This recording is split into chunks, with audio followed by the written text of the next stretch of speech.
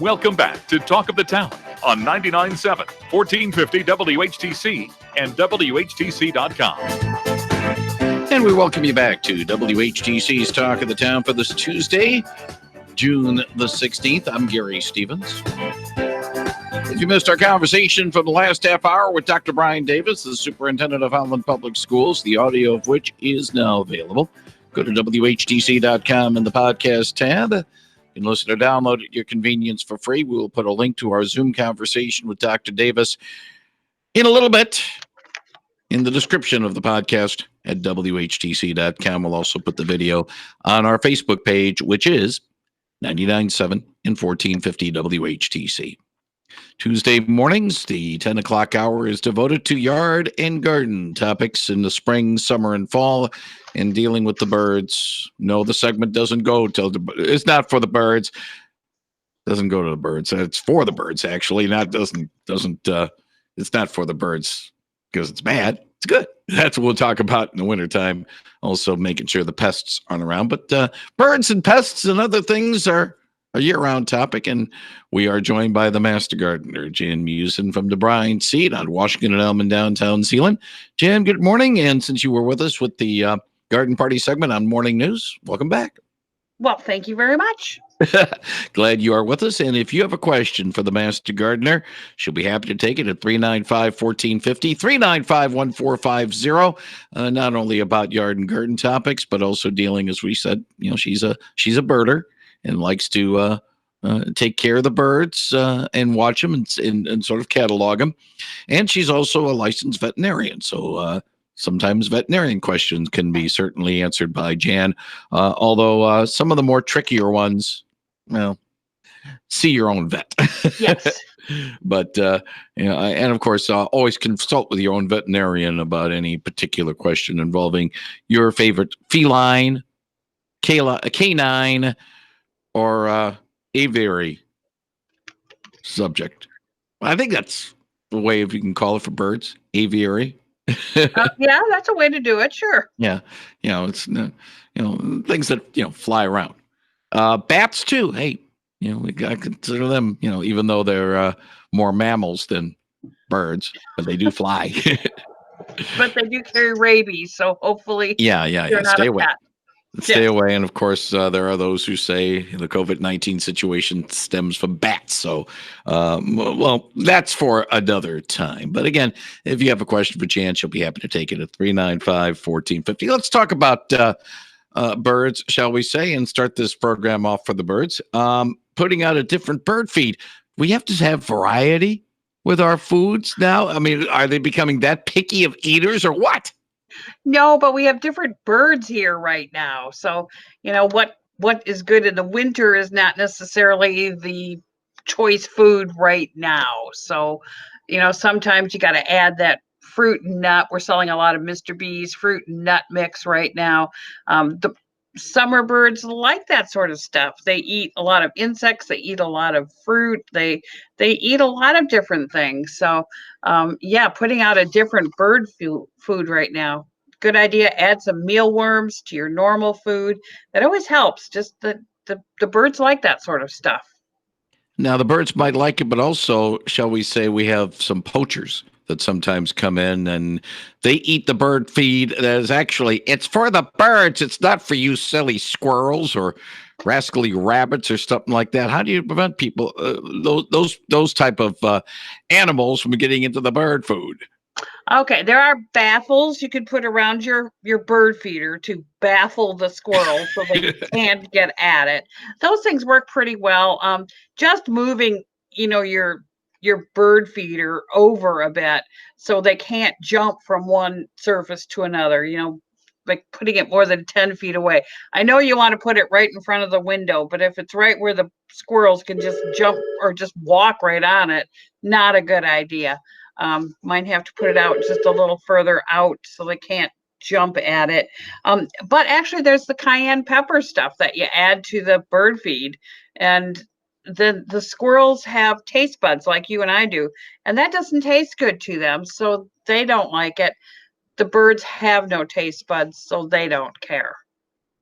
But there are certain things that birds do care about when you try to say clean the feeder. Make sure that you don't leave certain things behind, because even though they might not have taste buds, they will notice it. Yes, there are, every once in a while the birds will have, like the little hummingbirds have little bacteria on their beak, and they dip their little beak in the, hummingbird nectar, and then they fly away. Well, they've just left that bacteria there. So let's make sure that we clean out our hummingbird feeders once a week, dump the old stuff, put new stuff in.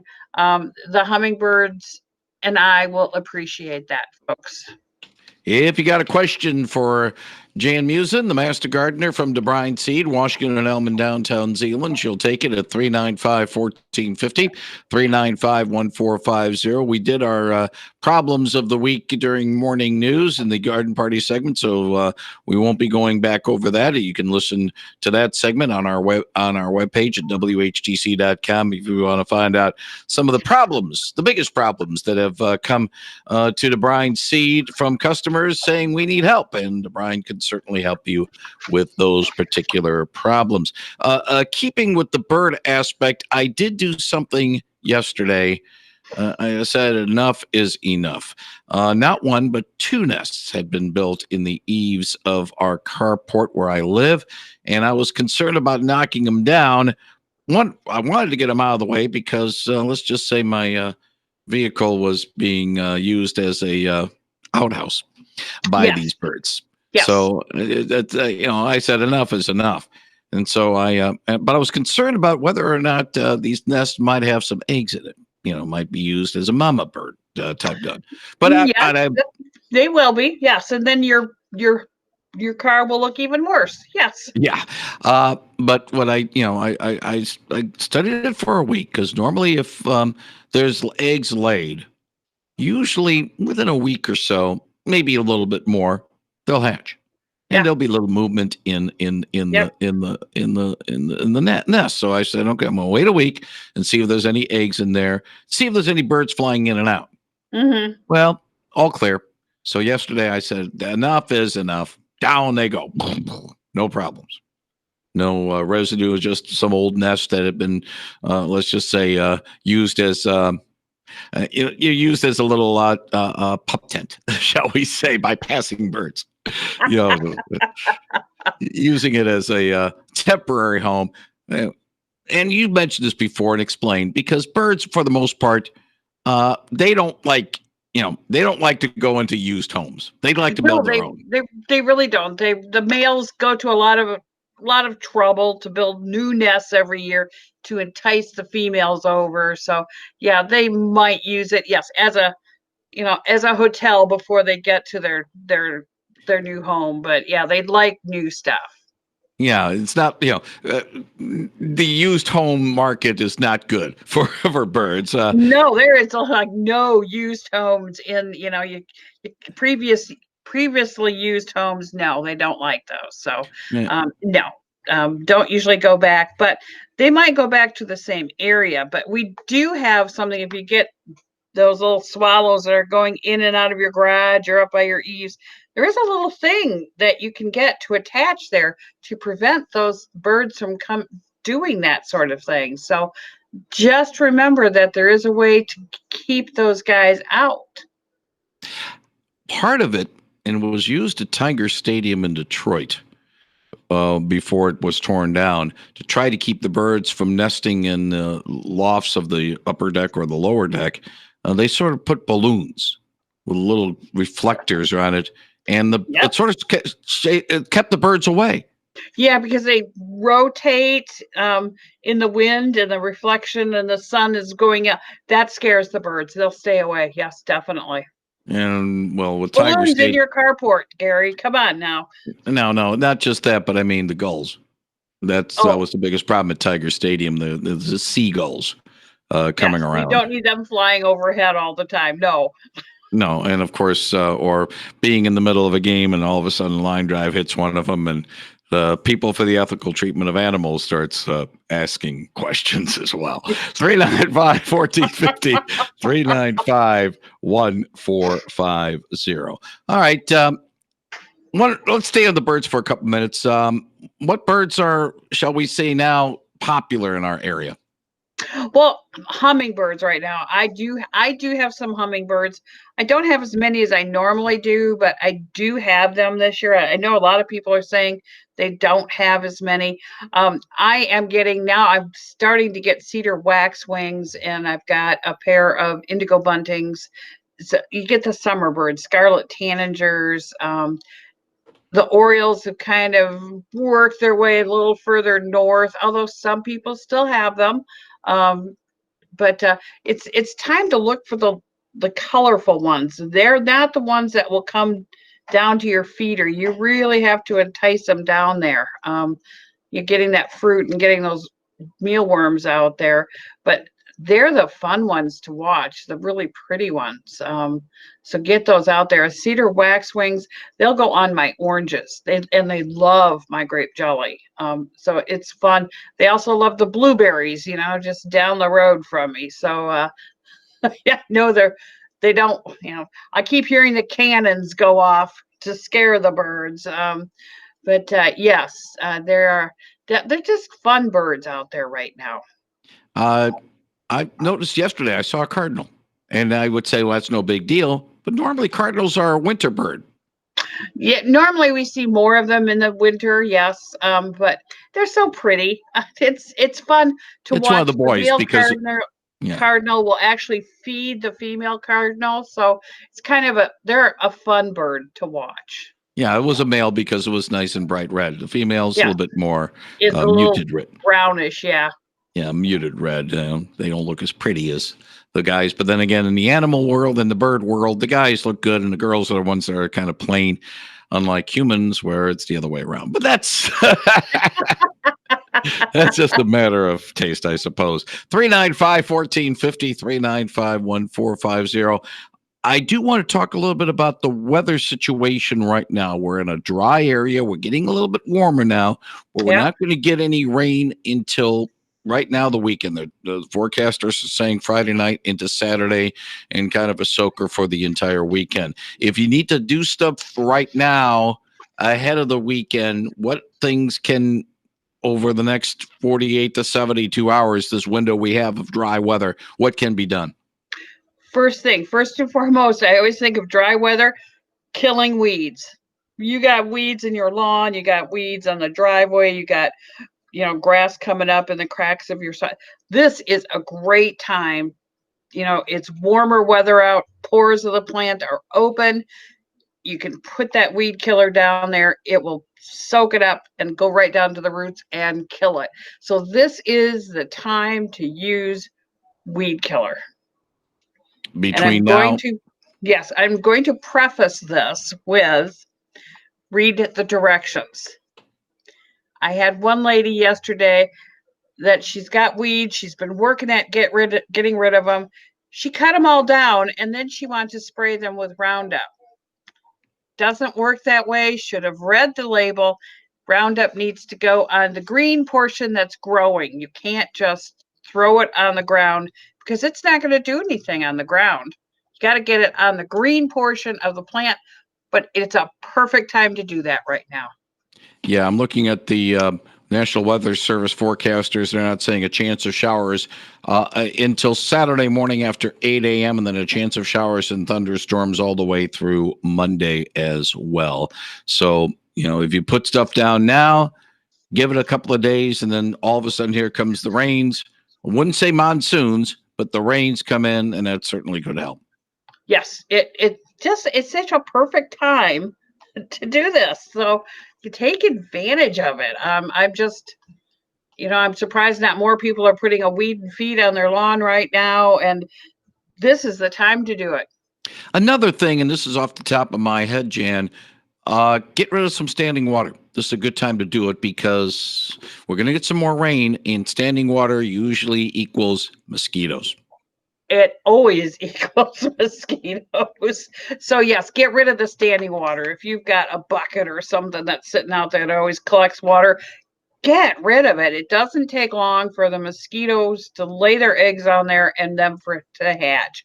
And then you'll never be able to go outside again at night. So let's get that standing water out of there. And in the lawn too. I mean, if you've got an area in your lawn that always collects water, let's try, make some like a little pretend French drain out of there and drain that water out of there. It is not good to sit on the lawn, and it's just not good. Get it out. Now, the other thing in talking about mosquitoes, a new product, a relatively new product that's been very effective. You talked about the fact that the store had a little problems trying to keep this product in stock last year. And this year too, it's just silly. The Spartan mosquito eradicator, it is nuts right now.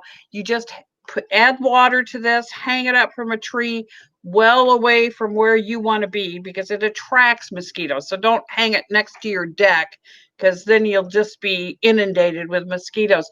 This works extremely well. They use it after hurricanes down south, and they hang it up in their backyard because there's standing water everywhere.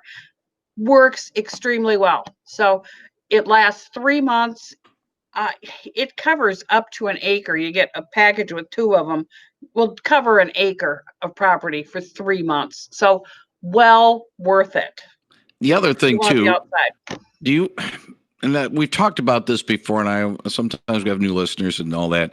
When I was growing up, when we went to the putt course, the miniature golf, there was the the zapper working to get them bugs out of there. Do they still make those little zappers? They do still make those, but remember, for every one bad mosquito or bad bug they get like 100 good bugs that you don't want to get rid of. So kind of keep that in mind with the bug zapper. I would just as soon just get something that specializes just right on mosquitoes, and that works well.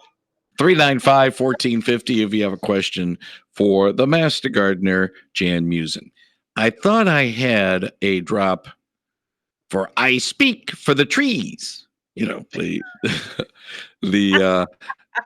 Dr. Seuss character, the Lorax. Yeah, the Lorax, yes. Yeah, I speak for the trees. So let's speak for the trees, shall we?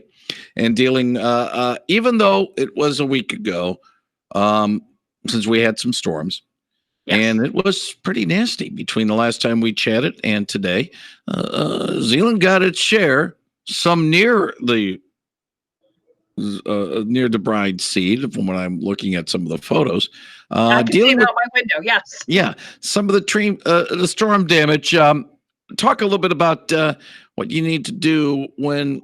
Well, let's just put it this way: it's not if we get another storm, when the next storm comes by. Yeah, we really need to go outside, obviously clean up what fell during this storm, but we really need to assess the trees in the yard, especially the large ones. The one across the street that we watched go down during the storm, when you looked at it, the middle of it was just hollow. It was a pretty sick tree, and it was ready to, it wanted to come down. So we need to start assessing trees, the big trees in our lawn, trim off the branches that look like they're going to go next. There are a couple of trees in Zeeland that still have large branches stuck up in the top of the trees that they've come off, but they haven't come down because they're stuck in the canopy. They need to get out of there before the next storm, or before they start tumbling down on top of the sidewalk or something. Don't do that yourself. That's something that we need to hire help with. That is definitely a tree person, but you need to get out there and assess, maybe even go out there with a tree person, and which trees need to come down. You don't want them coming down on your house. You don't want them, John's batteries had a near miss there. So there are a lot of trees that could come down and do a lot of damage. So let's go out there, assess them.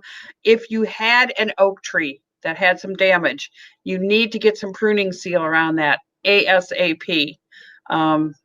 Otherwise, those little beetles come in there and get in there, and they spread oak wilt disease, and then it's all over for the tree. So we need to get pruning sealer on oak trees. Other trees, not necessary, but it looks better cosmetically. But on those oak trees, get that pruning sealer out there. Yes. We had a tree in one of the yards in our complex that the management took down. I'm not certain whether or not it was disease or something like that. There was a stump left behind, but they were pretty prompt about getting the stump out of the way as well. Talk about why the stump needs to go away shortly after getting the tree down. Yeah, otherwise, those roots are still active in the ground, and they'll just send up more little water sprout trees, they're called, and you're just going to have to keep dealing with that. So let's get rid of that trunk. Either, I know there's that machine that kind of digs it out and kind of makes all that into sawdust. That's fine. You can drill the little holes in it and put the tree stump remover in it, and then let it go. And then after a couple of weeks, you set it on fire, and it will make the stump go away. Lots of ways to get rid of them, but you do need to get rid of them. Not only, I would say, with the little sprouts that come up, they could be a nice place for hornets to develop a nest. Yeah, great place for those things. And you know what? We don't need to give them any more places to be this summer. No. Let's continue as we speak for the trees in this segment. But if you have a question about yard and gardening, you can join in the conversation with the Master Gardener, Jan Meeuwsen, at 395-1450, 395-1450.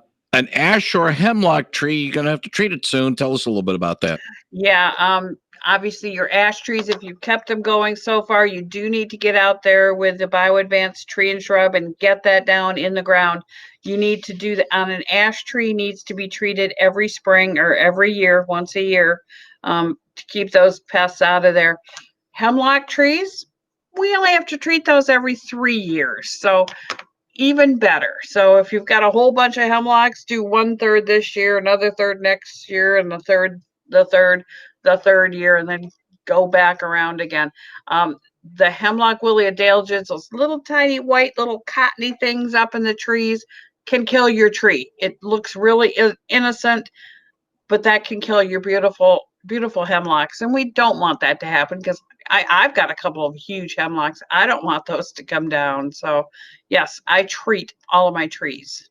Now, I don't want to be mean or sound insensitive, because there are people who would say, the cottonwood tree is so pretty and so nice, but you and I both know some trees, I wish there was a cottonwood beetle or something that could cause trouble for them. I would not miss having the cottonwoods go bye-bye. I don't know why the insects always get the good trees. The cottonwood trees, yes, they can go bye-bye. I can live without all that white stuff on my screens and on my lawn. But nothing ever bothers them. Nothing. So I hate those trees.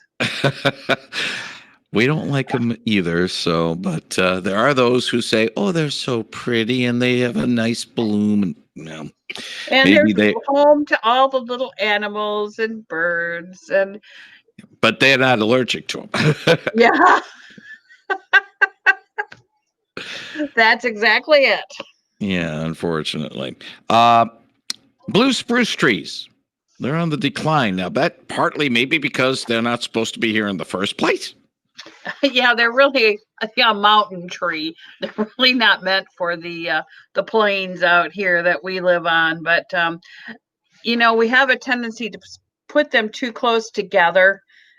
They need air circulation. So make sure if you're going to plant a spruce that you give it plenty of room around it. I know it looks really silly when you first plant a tree and there's nothing around it in the landscape, but that's the way it needs to be because you got to give it room to grow. You wouldn't keep your kid in 2-year-old romper all the time. They grow and you have to keep changing things. So give them plenty of room to begin with. Keep an eye on them. They get all kinds of fungal diseases. Maybe putting the bio-advanced tree and shrub around it's a good idea for the insects, and spraying in there, they get oh my goodness, they get spider mites, they get needle casts, they get galls. If it can happen to a tree, it will happen to a spruce tree. And if you got all these little tiny, the ends of your spruce tree, little buds are falling off. It looks like they're falling off. No, that squirrel's doing that. The red squirrels. The red squirrels love to do that. So not. Well, you can also blame the brown squirrels or the black squirrels, or is it just the red ones? Basically, just the red ones will get up in the spruce trees and just take the buds off all of it and just let it drop. And then you'll find all these things underneath your spruce tree, and you're going, "What is going on?" But it's the red squirrels. That's what's going on. Now, this could be a political thing, because we have the blue spruce being attacked by the red squirrels. Red squirrels. This could be a political thing. We don't know. We don't know about Maybe we should stay away from it, Gary. I don't know. In this election year, you never know. 395-1450, 395-1450. Finally, talking about trees and bushes, pruning. People might want to, I wouldn't say this is the time to prune, because frankly, no, this is not the time to prune. But yet, sometimes, you get things that are looking a little weird. Yeah, yes. Looks a little weird. Your rhododendrons and azaleas and lilacs, they're all done blooming now. They can safely be trimmed back. So those guys, not a problem whatsoever. So get out and do those, trim those up. Hydrangeas, everybody's always calling about hydrangeas. The safest time to trim one of those is right after blooming. And usually don't bloom until summer. But you can take, if you've got a hydrangea bush that's got all this new green around it and it's got all these dead stalks coming up, get those out of there. They're not doing any good. So definitely take that out. But rule of thumb, never take more than 1/3 off in any 1 year. I thought we were going to have a private conversation, invitation only, but we always invite people to call us at 395-1450. Good morning. You're on the line with the Master Gardener, Jan Meeuwsen. Good morning. Thank you. I have a question about the rhodosier dogwood bushes, the ones that grow wild around Michigan. Yeah. I bought a bundle of 10 from the Ottawa Area Conservation some years ago, and little sticks with a little root on the end, and they grew like crazy. Way up about 12 feet. Wonderful fence. However, through the windstorm, the big trunks cracked and fell over. And I've noticed that the beautiful red of the limbs isn't as much with the old growth. I've been wondering, in the wild, are those maybe browsing bushes for deer? And now that they're laying in my lawn from the last storm, should I have those cut right down, and will new shoots come up? Will I still be able to have my beautiful red-stemmed rhodosiers? Well, they can be trimmed. I don't know if I would take them all the way down to the ground. Be more like I'm sorry, I'm talking through Butternut, who's sitting here between me and the computer here. We can hear you just fine. Okay. Cut them back. They definitely need to be trimmed. They are a browser bush. The deer do browse on them. So, pretend you're a deer and just start trimming up your bush. Make it look a little nicer. Remember, no more than 1/3 any 1 year, but definitely start trimming them up. Okay, and will new shoots come up from the bottom? They should, yes. They should come up with new shoots, yes. Great, because they are beautiful. And especially they are a fun little bush, aren't they? Is it my imagination that the new shoots are more red than the old growth? Yes. All the new ones are always red. The old ones, you can.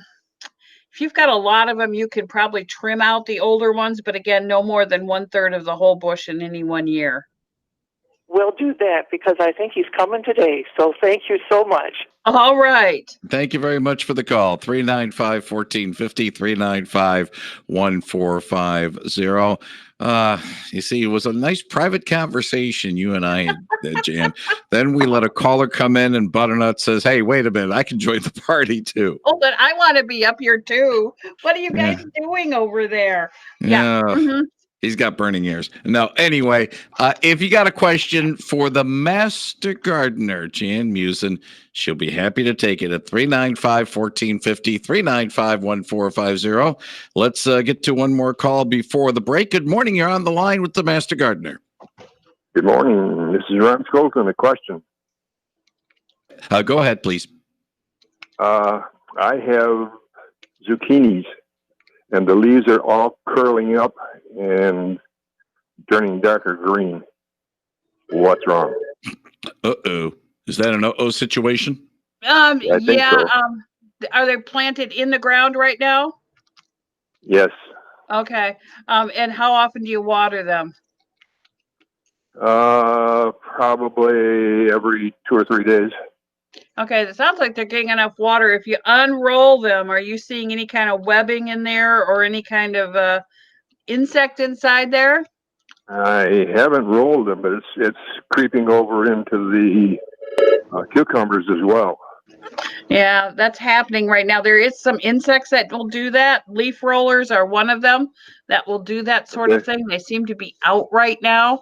Sevin, the SEVIN, the insecticide. If you spray it on your leaves, and it's fine right now, it's just leaves. That should take care of those things. Okay, good, terrific. Appreciate that. Yep. Thank you very much for the call. 395-1450. Good morning. You're on the line with the master gardener, Jan Meeuwsen. Yeah, hi. Hey, Jan. Last week I bought a tubular feeder at DeBruyn, and I bought some thistle seed. Now, they got the flip things that where the birds eat out of. Yeah. They got the little narrow cut in there, or you can open them wide up. Yes. Now, which way should I have those? Should I narrow little cut? Have them just a little cut? Yep. Okay. And then one other question. I was talking to my daughter out in Arizona last night. She said there's sunflowers. The leaves are getting all holes through them. Is that some insect, you think, or is that a fungus, or what would that be? Insect. Insect? Yep. Okay. Well, I'll let her know. But on my feeder, I use the little narrow slots. Little narrow slots for thistle. You bet. Okay, thanks. Thank you very much for the call. Mr. Butternut has been placated, I suppose? Yeah, he's sitting right behind the computer here now. Okay, now he's behind the computer. Okay, he got his little investigative thing going out. I only have about a minute left, Jan. Real quick, do we have any events coming up yet, or is it still relatively quiet? It's still relatively quiet. We still got plants here, but Saturday I'm going to be talking about herb plants because we've got lots of those here yet. And it's kind of fun to do an herb garden. So we're going to be talking about herb gardens on Saturday, how to do them, how to start them. And this one's even the funnest one around. It's called the stevia plant. And if you eat it, it tastes like sugar. This one's really cool. Yes. Has Butternut been on those plants yet? Or is that not he's on his diet? He's already eaten leaves off both of these plants. Yes. Okay, I was just kind of wondering because we got to watch his diet. He's a little on the heavy side. Yeah. But also, he's not a healthy cat. I mean, we've had some issues health wise with Mr. B. So make sure that careful. Yeah. Keep the nutrition in a good way.